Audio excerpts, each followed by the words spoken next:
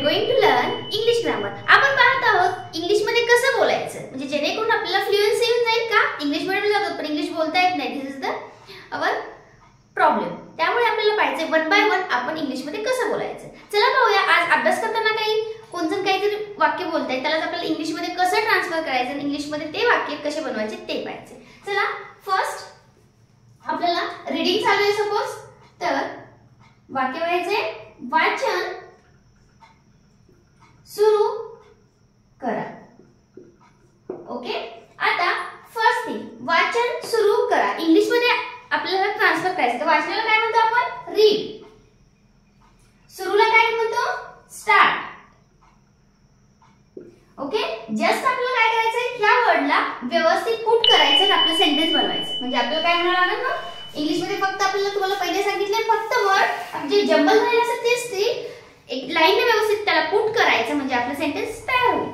मग सुरू करायचे म्हणजे आता सध्या चालू करायची क्रिया म्हणून स्टार्टिंग येणार. कारण जर आपल्याला एखादी ऍक्शन चालू आहे असं दाखवायचं असेल तेव्हा आयएनजी प्रत्यय वर्बला लावायचा. ओके. म्हणजे वर्ब कुठला येणार आहे? वर्ब म्हणजे काय? क्रिया. म्हणजे रीड करायचंय, वाचन करायचंय, मग ह्याला काय येणार? रीडिंग येणार. त्याचं काय होणार? रीडिंग आणि स्टार्ट. सेंटेन्स कसं होणार आहे? Start reading. झालं सेंटेन्स तयार. म्हणजे आपल्याला वर्ड माहित असते, फक्त आपल्याला त्याला रिअरेंज करायचं आणि सेंटेन्स बनवायचं. ओके. आता वाचन करतोय तुम्हाला एखादा शब्द येत नाही पण कसं म्हणायचं मला हे येत नाही. बघूया वाक्य. हा शब्द नाही. हा शब्द नाही वाचता येत. असं एखादं वाक्य. मग हे कसं लिहायचं आपल्याला माहिती आहे. हा म्हणजे काय? दिस. शब्द म्हणजे काय? वर्ड. नाही म्हणजे काय? नाही वाचता येत. नॉट. वाचन म्हणजे काय? रीड. ओके. झाले. एक एवढे शब्द आलेत आपल्याला. आता आपल्याला काय करायचं? रिअरेंज करायचं. म्हणजे इथे काय येणार आहे? दिस वर्ड आपण वाचू शकत नाही म्हणजे आपल्याला एखादी मॉडेल ऑब्झर्व यूज करावं लागते. काय म्हणून? दिस ला दिस घेऊया. दिस वर्ड. दिस वर्ड. आता नॉट आहे म्हणजे या ठिकाणी आपण वाचू शकत नाही म्हणजे शक्त आपली काय सांगायची आहे? आपली कमतरता आहे म्हणजे शकणे. याच्यासाठी आपल्याला कॅन वापरावं लागेल. म्हणजे आणि त्याच्यासोबत नॉट. कारण नॉट वापरायचं असेल तर त्याच्यासोबत हेल्पिंग वर्ब कुठला तरी हेल्पिंग वर्ब लागतो. मग आपल्याला इथे काय करायचंय? आपल्याला शक्यता दाखवायची. मला वाचू शकत नाही मी हा शब्द, मला प्लीज थोडीशी मदत कर या अर्थाने. म्हणजे इथे येणार आहे can not. One thing is that आपण असं कधीच लिहित नाही can not. This is the wrong. Can not different लिहित नाही, त्याला असंच लिहावं लागतं. This is the grammatical rule. Okay. म्हणून मी असं लिहिलंय. Okay. This word can not काय येणार आहे? Can not be read. Be read म्हणजे ह्याच वर्डला आपण पुट केलंय. फक्त आपल्याला थोडंसं हेल्पिंग वर्ब ते ऍड करायचं. येऊ वाचता येत नाहीये तिला म्हणजे शक्यता तिची कशी आहे? होऊ शकत नाही त्याला म्हणून तिने कॅन नॉट वापरले आपण. कॅन नॉट बी आणि वर्ड आले मॉडेल ऑब्झर्व आली म्हणून इथं बी वापरले म्हणजे आपलं सेंटेन्स मीनिंगफुल बनतं. ओके. चला आता आपलं काहीतरी दुसरं सेंटेन्स घेऊ. म्हणजे आपल्याला तर वाचन झाले त्याच्यामध्ये थोडेसे त्रुटी असतील तर आपण ते पण विचारून घेतले. त्यामध्ये एखाद्या वर्डचं मीनिंग नाही कळलं तर काय? मला हे काय करायचंय? मला एक विचारायचं म्हणायचं. मला एक विचारायचंय तर कसं म्हणायचं? ओके. मला म्हणजे काय? आय. वन एकला काय म्हणतो आणि विचारणारा काय म्हणतात? आस्क. आता फक्त आपल्याला याच्यामध्ये काय करायचंय? एक विचारायचंय. मग याच्यामध्ये हा कुठला काळ आहे? प्रेझेंट आहे. मग यानुसार आपल्याला हेल्पिंग वर्ब त्याच्यामध्ये ऍड करावं लागतं. म्हणजेच कसं? आय नंतर हेल्पिंग वर्ब घेणार आपण आय. आय नंतर हॅज. सिंग्युलर आहे आय पण आपण हॅज वापरत नाही बिकॉज ऑफ हे अपवाद आहे. इथं हॅवच वापरावं लागणार. I have. आता इथं प्रोनाउन आपल्याला काय वापरायचं? इथं एक आपण जो कंजक्शन किंवा प्रिपोजिशन असं काहीतरी आपल्याला ऍड करायचं. मग इथं काय करायचं? I have to ask. काय करायचं? I have to ask one. म्हणजे सेंटेन्स काय झालं? मला एक विचारायचं. I have to ask one. मला एक विचारायचंय असं आपल्याला विचारायचं. तेव्हा अशा प्रकारचे सेंटेन्स तुम्ही सेंटेन्स विचारून वापरू शकता. एखाद्याचं झालंय, रीडिंग झालंय, आपल्याला काय करायचंय, बॅगेत ठेवून द्यायचंय. पण इंग्लिश मध्ये मराठीमध्ये फरक बघा. काही अशी वाक्य असतात की मोठं असतं इंग्लिशचं वाक्य पण ते छोटं आपण करून मराठीत सांगू शकतो. पण असंच मराठीत पण इंग्लिश मध्ये पण होतं. मराठीत खूप छोटं असतं पण इंग्लिश मध्ये ते मोठं होते. तर कसं बघूया.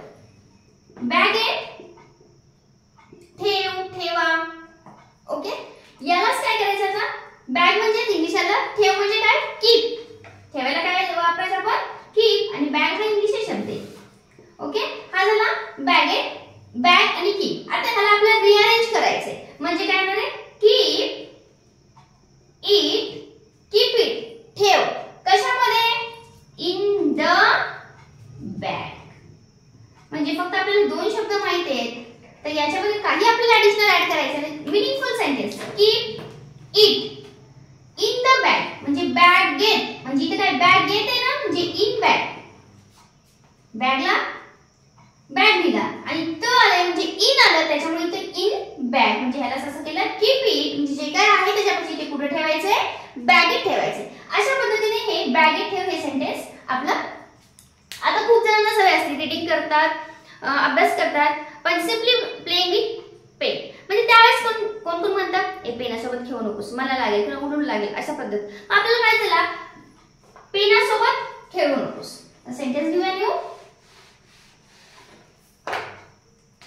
पेनाला खेळू नको. आता याला काय करायचं आपल्याला पहा. पेनाला म्हणजे काय येणार आहे, विथ पेन. ला आले विथ किंवा पेनासोबत आलं, विथ पेन. खेळूला काय येणार, प्ले. आणि नकोला नॉट. आता तुम्हाला पहिले सांगितले नॉट वापरायचंय, मग आपल्याला हेल्पिंग वर्ब लागणार त्याला. नॉट हेल्पिंग वर्बला घेऊन आलं तर आपलं मीनिंगफुल सेंटेन्स आपल्याला समजून येतं. कधी कधी टू हॅवचे घेतो आपण, कधी कधी टू डूचे घेतो. ओके, तर आपल्याला या ठिकाणी तुम्ही कुठलं वापरता पाहूया. पेनला खेळू नकोस, मग नॉट आधी आणायचं. आपल्याला काय करायचंय, नॉट आधी आणायचं. आणि आता सध्याची क्रिया आहे म्हणजे प्रेझेंट आहे म्हणून मिळणार डोंट. काय ना, don't play. Don't play with the pen. काय सेंटेन्स तयार केलं पहा मी. ह्याच्यामध्ये नॉट कसं वापरायचं हे लक्षात घ्या. आज आपण नॉटचे वाक्य भरपूर आलेत, मग त्यामुळे तुम्हाला समजायला पाहिजे की नॉट आले की तुम्हाला त्यामध्ये हेल्पिंग वर्ब घाला, म्हणजे त्या नॉटला सपोर्ट होतो आणि वाक्य मीनिंगफुल बनतं. इथं जर असं असतं not play with the pen, तर हा ग्रॅमॅटिकली थोडंफार म्हणजे मीनिंग कळतं आपल्याला, पण त्याचं काय होतंय, मीनिंगफुल अर्थ समजतो, पण जेव्हा आपण रीड करतो तर काहीतरी चुकल्यासारखं वाटतं. मग तेच आपण टू हॅव, टू डू हे रूप तिथं वापरले पाहिजे. म्हणजे आपलं व्यवस्थित इथं काय प्रेझेंट आहे म्हणून मी डू वापरलं.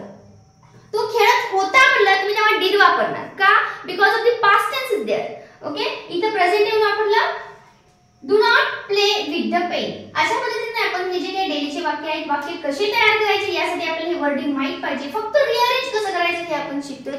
असे 2 व्हिडिओ झाले. पहिला व्हिडिओ मी असं रिअरेंज करून वाक्य कसं इंग्लिश मध्ये तयार करायचं सांगितलंय. हे वाक्य डेली यूज करा म्हणजे आपली फ्लुएन्सी वाढेल आणि आपल्याला इंग्लिश मध्ये बोलायला ते अडचण येणार नाही. ओके, चला काही डाऊट असेल कमेंट मध्ये नक्की सांगत चला. व्हिडिओ कसा वाटला हे सुद्धा कमेंट मध्ये सांगत चला. लाईक करून घ्या आणि शेअर सबस्क्राइब करायला मात्र विसरू नका. Okay, thank you.